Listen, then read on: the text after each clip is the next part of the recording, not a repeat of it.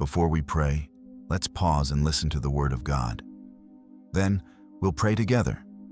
Words carry great power. A single word, spoken in kindness, can heal a deep wound in someone's heart. But a harsh word, said in anger or pride, can leave scars that linger. Words are not small. They shape the world inside us. You've probably felt it. One sentence can lift a room or darken it. Some people speak like they're throwing stones. They use words to hurt, to control, or to shame. They gossip, criticize, or stay silent when someone needs love the most. Sometimes, the silence itself becomes the loudest rejection. But thank God, there are also people who speak with grace. A mother tells her child, "You are loved." A teacher says, "I believe in you." A friend whispers, "You're not alone." A pastor gently reminds, "God still has a purpose for your life." These words don't cost anything, but they mean everything. Yes, words can break, but they can also build. They can hurt, but they can also heal. They can confuse, but they can also bring peace. Words can be a storm or a shelter. Now, if human words can carry that kind of power, imagine how powerful God's word must be. The Bible says in Hebrews 4:12, "The word of God is alive and active, sharper than any double-edged sword." God's word doesn't just sit in a book. It moves inside you. It changes your thoughts.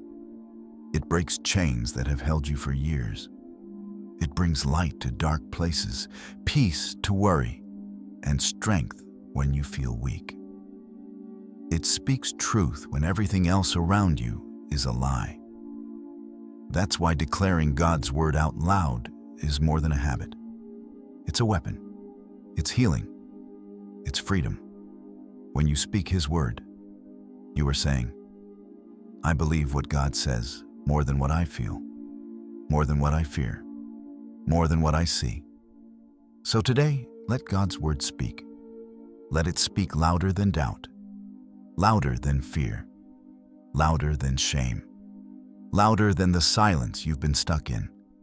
Romans 15:13 says, "May the God of hope fill you with all joy and peace as you trust in Him, so that you may overflow with hope by the power of the Holy Spirit."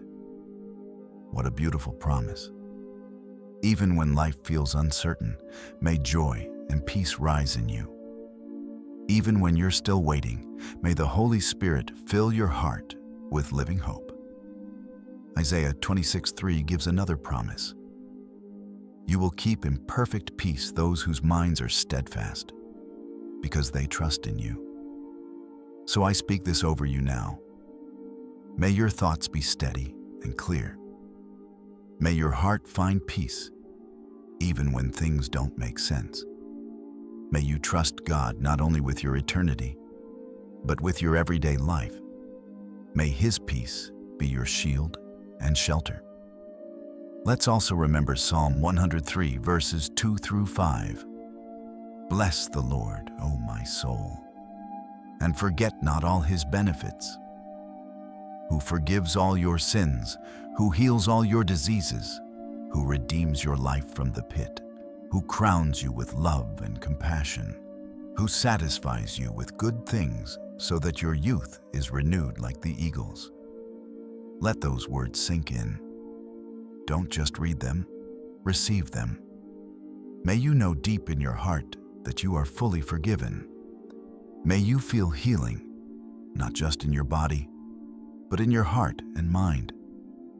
May you be lifted out of despair, out of cycles that kept you stuck. May God's love and mercy sit on your head like a crown, and may your strength rise again, fresh, renewed, like an eagle soaring above the storm. Friend, the Word of God is not magic, but it is truth.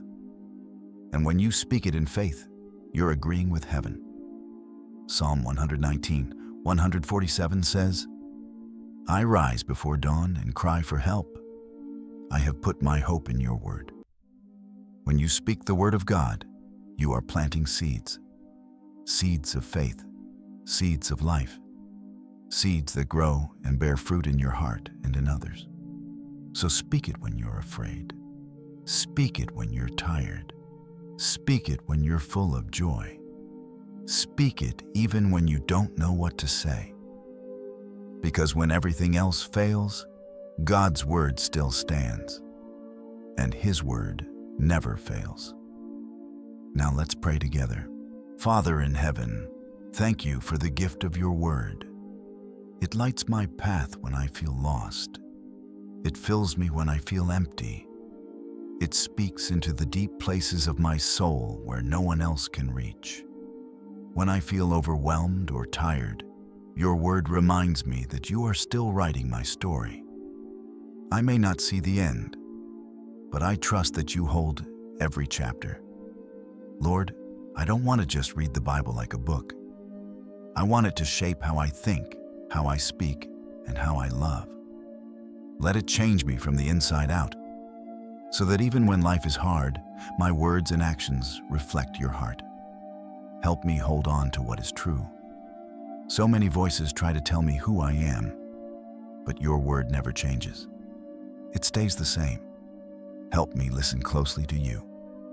Let my thoughts and choices be filled with kindness, truth, and light.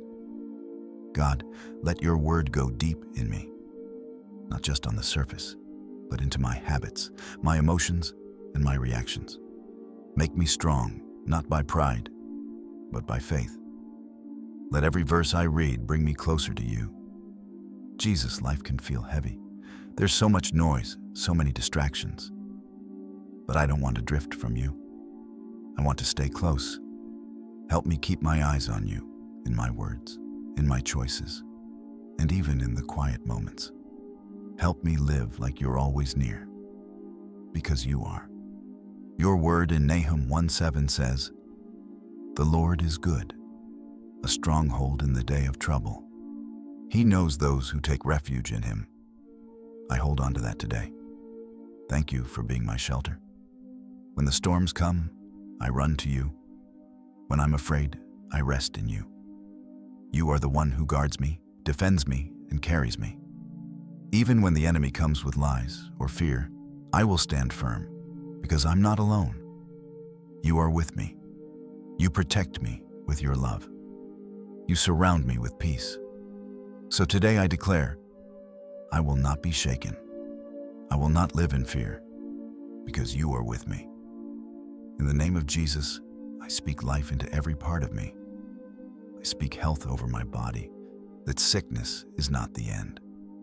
I speak peace over my mind, that fear must bow to your name. I speak protection over my family, that no attack from the enemy will win. I speak order over my life, that chaos must leave when you are near.